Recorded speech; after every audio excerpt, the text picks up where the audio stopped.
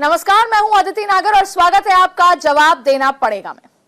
एक बार फिर तीसरे दिन अपर हाउस लोअर हाउस दोनों में ही हंगामा हुआ और हंगामे की भेंट चढ़ गया पूरा जो आज का दिन था।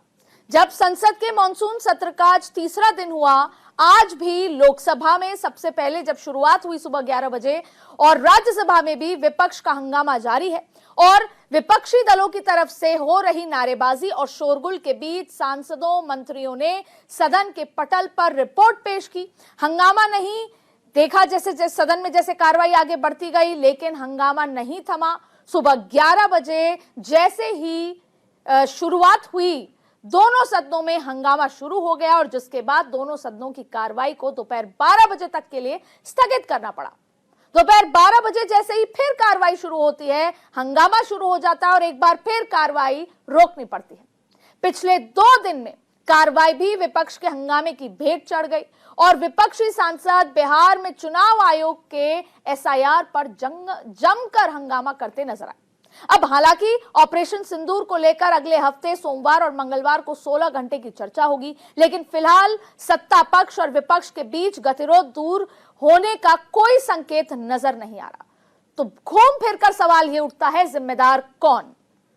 सत्र ना चलने देने के लिए जिम्मेदार कौन? और आज इसी पर चर्चा करेंगे, लेकिन उससे पहले सुनते हैं ये कुछ बयान।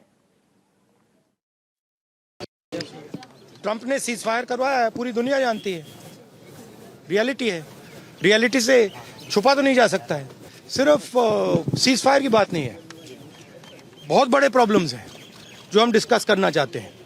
डिफेंस के प्रॉब्लम्स हैं, डिफेंस इंडस्ट्री के प्रॉब्लम्स हैं। ट्रंप ने कितनी बार बोला है? 25 बार बोला है। ट्रंप ने 25 बार बोला है कि मैंने सीज फायर करवाया। ट्रंप कौन होता है सीज फायर कराने का? उसका काम थोड़ी है। इंडिया ब्लॉक ने लोकतंत्र को हुल्लड़, हंगामा और हुड़दंग तंत्र में बदल दिया है। इंडिया ब्लॉक हुल्लड़ ब्लॉक बन गया है।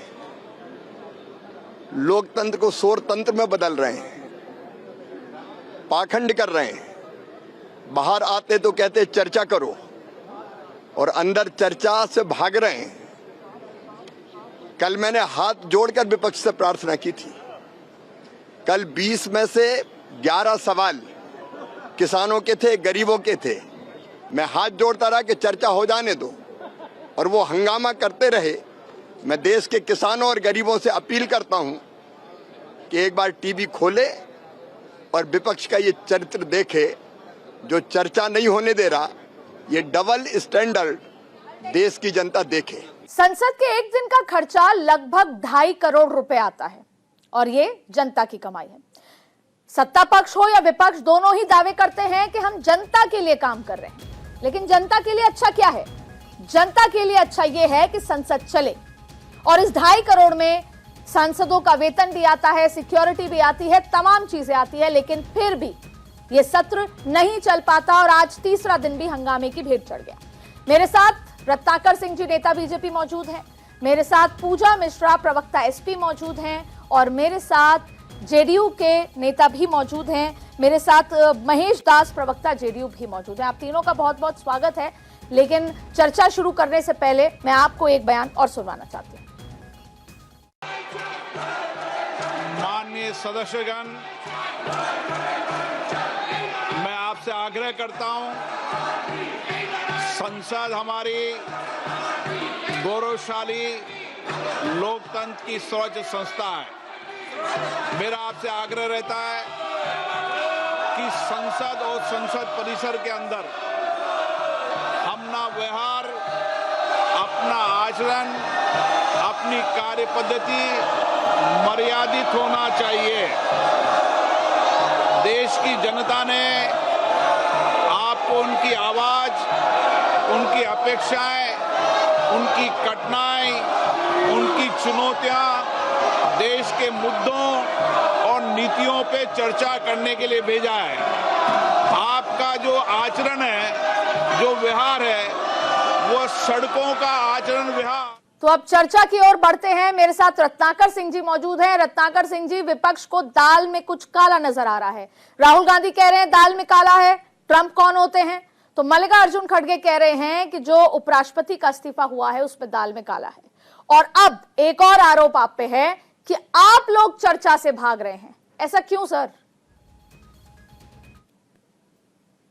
जी अदिति जी, देखिए, डिस्कशन शुरू करने से पहले मैं ये चाहता हूं कि इस डिबेट में भी डिस्ट्रैक्शन ना हो। यहाँ पे कुछ लोग हैं जो बीच बीच में बोलकर डिस्ट्रैक्ट करने की कोशिश करेंगे। जिस तरह से संदर्भ में हंगामा हो रहा है उसी तरह से मेरी बातों को जाने से रोकने की कोशिश करेंगे। तो प्लीज मेरा रिक्वेस्ट है कि आप इनको जरा कंट्रोल करिए।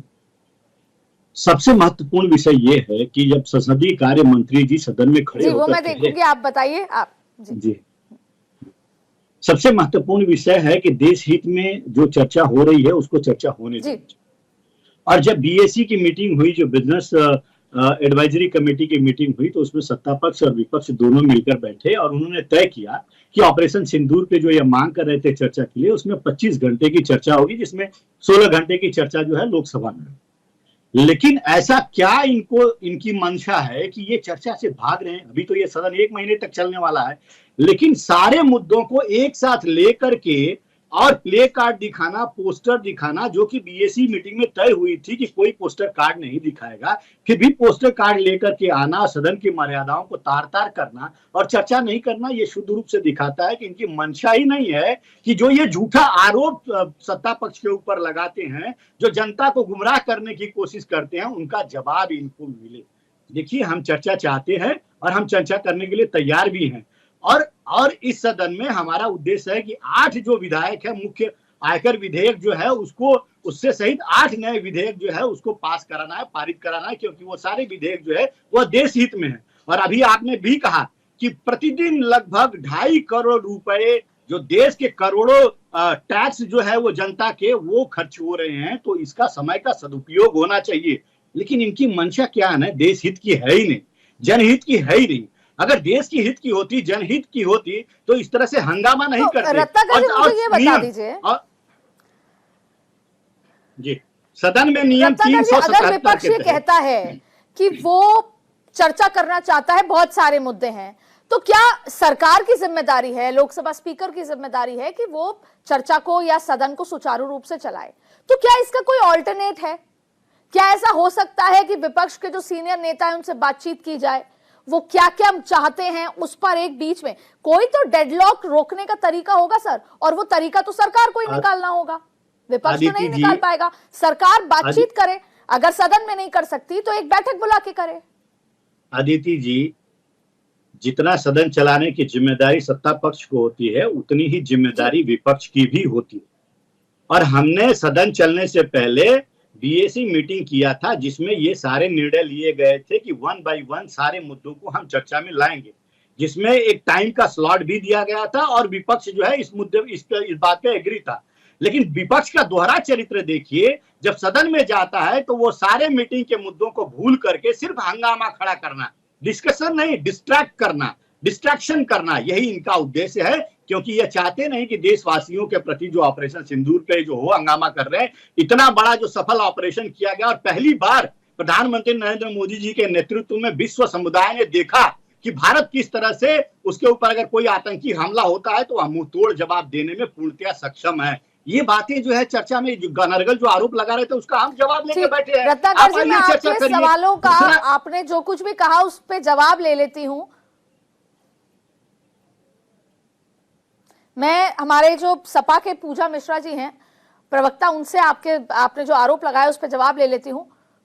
पूजा जी, देखिए, क्या केवल ये दबाव बनाने की रणनीति है? आपने रत्नाकर सिंह जी को सुना, उन्होंने साफ आरोप लगाया कि विपक्ष तो सदन चलाना ही नहीं चाहती। आप कहते हैं कि हम सड़कों पे उतरे हैं जनता के लिए, जनता के हित की बात है कि संसद चलनी चाहिए। तो केवल दबाव की रणनीति है या कोई मैसेजिंग की रणनीति है? आप अगर 1 मिनट शांति से बैठिए तो सही भाई। संसदीय कार्य मंत्री कह रहे हैं कि हम चर्चा करेंगे, बात तो सुनिए।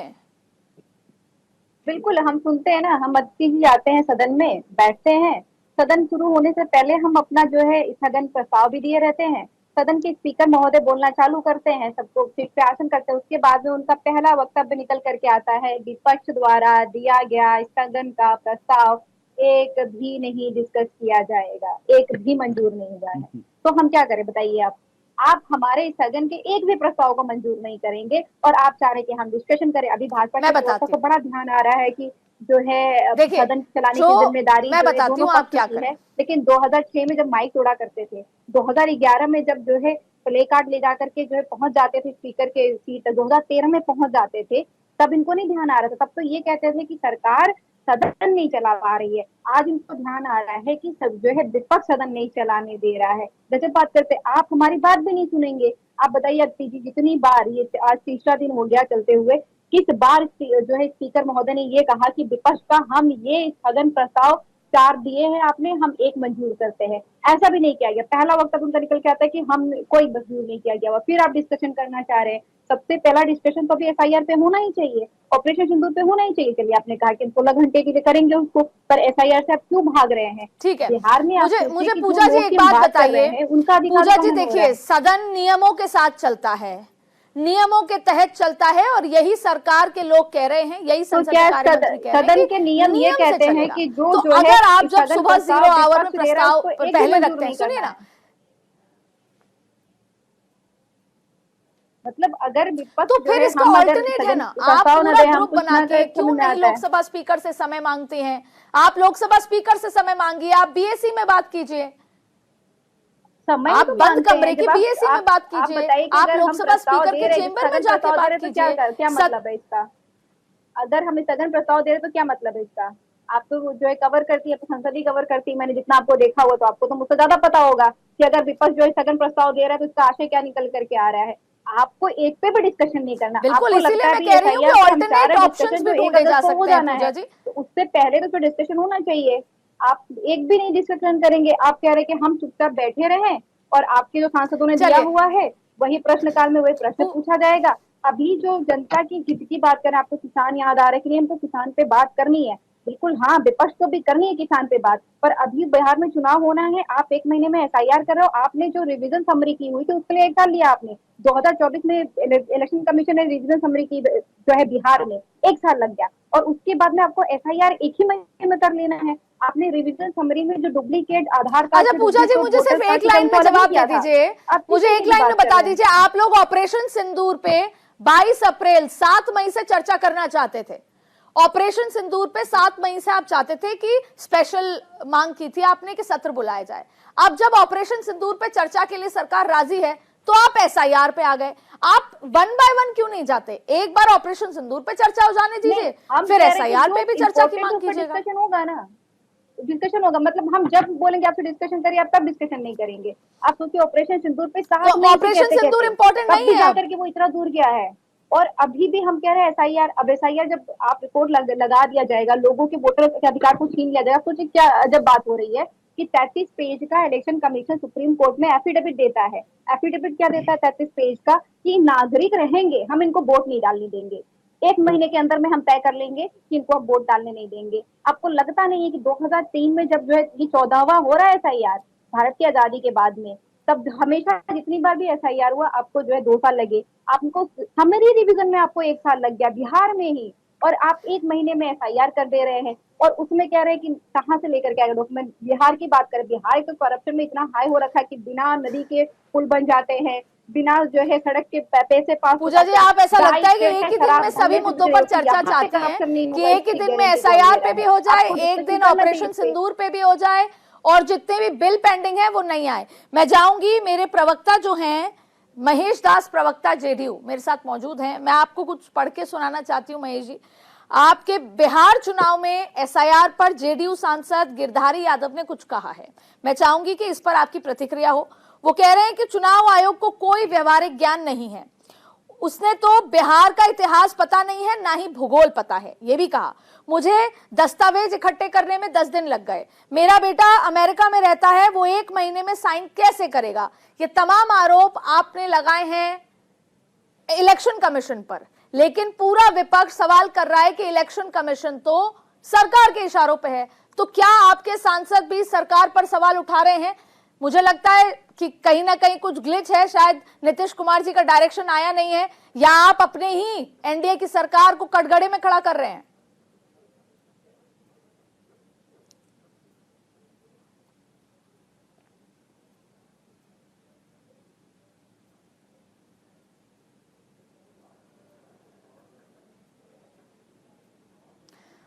आपको अनम्यूट करना पड़ेगा महेश जी, शायद आपने अनम्यूट नहीं किया है।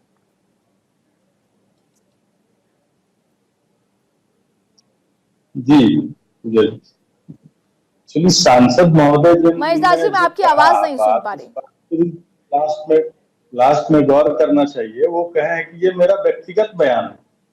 अंतिम में अगर उनका पूरा बयान सुनेंगे तो वो ये भी बोले हैं कि ये मेरा व्यक्तिगत बयान है, इसको पार्टी से जोड़ के ना देखा जाए। लेकिन इलेक्शन कमीशन जो कर रही है वो किसी पार्टी सर, क्या किसी पॉलिटिकल राजनीतिक व्यक्ति का कुछ व्यक्तिगत होता है क्या सर? राजनीतिक व्यक्ति का कोई व्यक्तिगत बयान होता है क्या सर? जब वो बयान दे रहे हैं इलेक्शन कमीशन पे, तो क्या उसको व्यक्तिगत बयान मानेंगे? किसी राजनीतिक व्यक्ति की व्यक्तिगत जिंदगी कहां होती है सर अब? लेकिन पार्टी से जोड़ के उस बयान को देखना ये कतई सही नहीं है, क्योंकि इलेक्शन कमीशन जो कर रही है बिहार में वो किसी पार्टी के कहने पे नहीं कर रही है। इलेक्शन कमीशन एक संवैधानिक स्वतंत्र संस्था है जो चुनाव कराने के लिए जो भी उनको पैमाना अपनाना होता है वो अपनाती है। और जिस तरह से विपक्ष के लोग, आज आप देखे भी होंगे कि बिहार विधानसभा में जिस तरह से विपक्ष के नेता कह रहे थे, और उनके एक लफुआ नेता जो कह रहे हैं कि किसी का बाप, जो कि बिहार विधानसभा के स्पीकर, उनको बोलने के लिए मौका भी दिया गया, उसके बावजूद भी उनके जो भाई वीरेंद्र एमएलए हैं वो पीछे से कहते हैं कि किसी का बाप का विधानसभा नहीं है। तो इस तरह का बयान अगर आपके नेता खुद जब खड़े होकर सदन में अपनी बात को रख रहे हैं, उसके बावजूद भी अगर इन लोगों का चरित्र इस टाइप से अगर सामने आता है, तो इन लोग कितने अमर्यादित तरीके से इस लोकतंत्र को और संविधान को कटघरे में खड़ा करना चाहते हैं, ये तो बिहार की जनता देखती है। और आदरणीय नीतीश कुमार जी ने तो खड़ा होकर इन लोगों को कह भी दिया कि भाई आप इतना बेचैन क्यों? मैंने तो इसलिए ही सवाल पूछा है आपसे कि आप ही के पार्टी के सांसद हैं और इलेक्शन कमीशन पर सवाल खड़े कर रहे हैं, और मैं चाहूंगी कि मैं कांग्रेस के मेरे प्रवक्ता मेरे साथ जुड़ गए हैं, मैं उनसे बातचीत करूं। जेडीयू ये कह रही है, जेडीयू के प्रवक्ता साहब अभी महेश जी कह रहे थे कि एक संवैधानिक ढांचे पर सवाल उठाना ये गलत बात है, हालांकि वो अपने ही सांसद के बयान पे कह रहे थे। सवाल आपसे सीधा ये है कि वो मल्लिकार्जुन खड़गे जिनको पसंद नहीं थे वाइस प्रेसिडेंट, आज वो उनकी चिंता जता रहे हैं, आज वो कह रहे हैं दाल में कुछ काला है। और राहुल गांधी जो जनता के लिए सड़कों पे उतर जाते हैं, जनता के लिए कभी ट्रक में चढ़ जाते हैं, कभी कारपेंटर बन जाते हैं, वो आज सदन में आके सदन चलने क्यों नहीं दे रहे? आपको लगता है कि तख्तियां दिखाने से, काला मफलर पहनने से सार्थक चर्चा होगी सदन में? अदिति जी, आपको लगता है कि क्या आपको लगता है कि तख्तियां नहीं दिखाने से चर्चा हो जाएगी? इस सत्र को शुरू हुए 2 दिन हुए हैं। हमारे वर्तमान प्रधानमंत्री का जो भाषण था सत्र के पहले, उसमें क्या कहा था उन्होंने कि इसे विजय सत्र के उत्सव की तरह मनाया जाए। क्या वो भूल गए कि इस समय देश की स्थिति क्या है? मणिपुर, पहलगाम, पूंछ हमले में हमारे जो लोग मारे गए, उन सब को भूल के हम उत्सव मनाएं? बिहार में असंवैधानिक एसआईआर हो रहा है। चलिए, आप एसआईआर पे चर्चा नहीं चाहते, पहलगाम हमले पे चर्चा कर लीजिए। ट्रंप ने आज 25वीं बार बोला है कि सीज फायर हमने करवाया। उनकी प्रेस सेक्रेटरी भी एक बार बोल चुकी है। क्यों बार बार बोल रहे हैं? तैयार हो गए ना सर, पहलगाम हमले पे तो तैयार है वो चर्चा करने के लिए।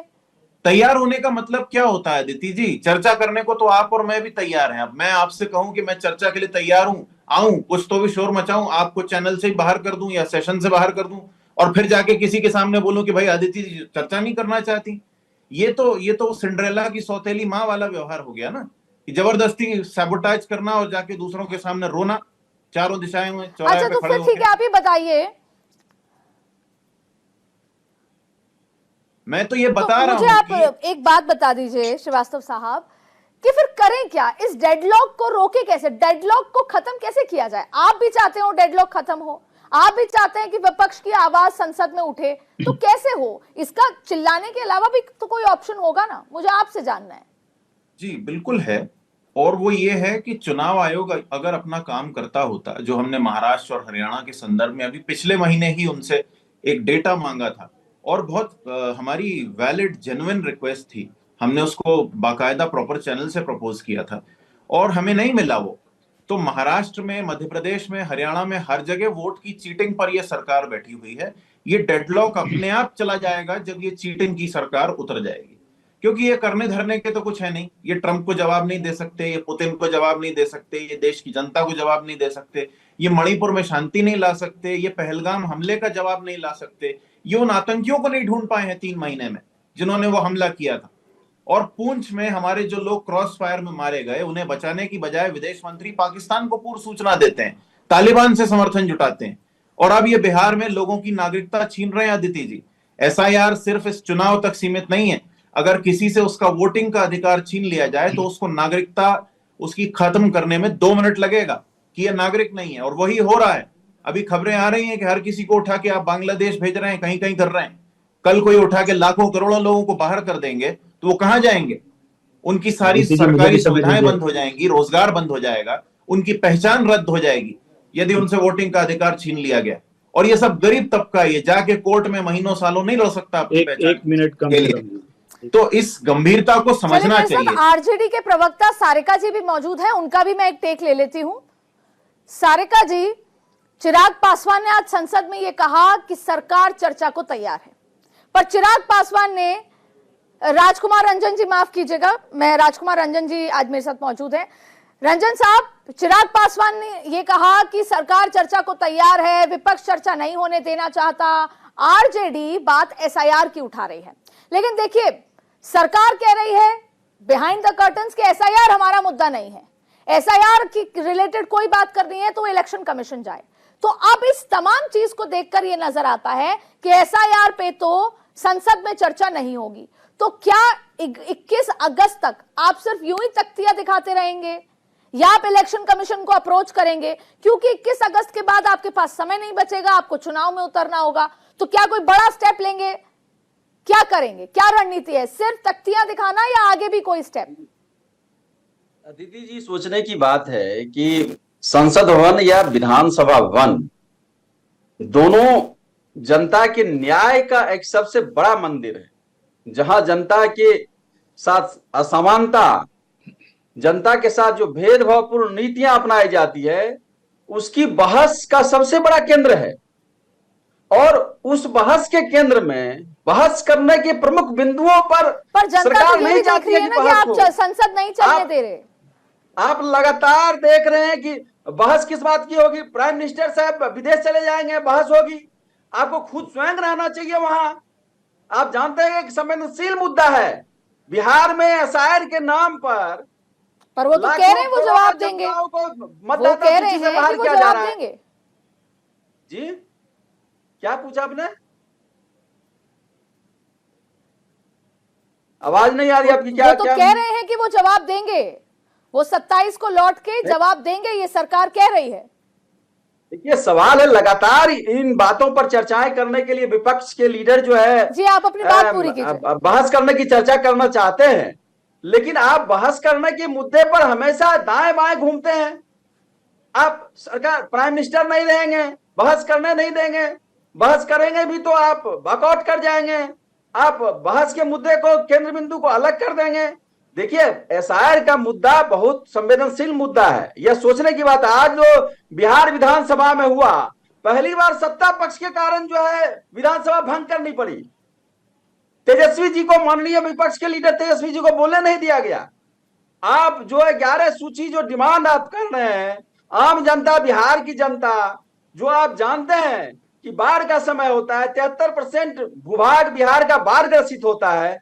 आप उन बिहार के उन गरीब जनताओं से, अशिक्षित जनताओं से, जो हाशिए की जनता है, जो जनताओं के पास अभी घर में पानी घुसा हुआ है, बाढ़ से पीड़ित है, वह रहने के लिए वह अपने घर से दूर किसी बाढ़ के इलाके में ऊपर के जगहों पर चला जाता है। आप ऐसे व्यक्ति से आप कहते हैं कि 11 जो आप सूची सभी है का उसमें से एक इस कागज दो। चर्चा में शामिल होने आप के लिए क्या बहुत चाहते हैं? बहुत मतदाताओं शुक्रिया। सूची से वो लेकिन बाहर हो सवाल जाए, घूम हो फिरकर जाए और वही एक बाहर है कि विपक्ष अपनी चर्चा अपने मुद्दों की मांग कर रही है तो पक्ष लगातार यही कह रहा है कि संसद नियमों के साथ चलेगा।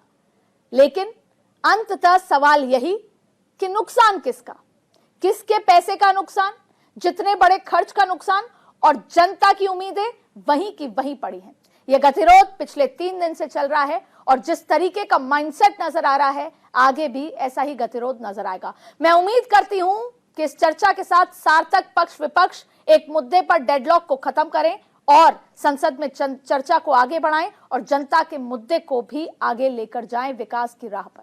आज चर्चा में जुड़ने के लिए आप सभी का बहुत बहुत शुक्रिया।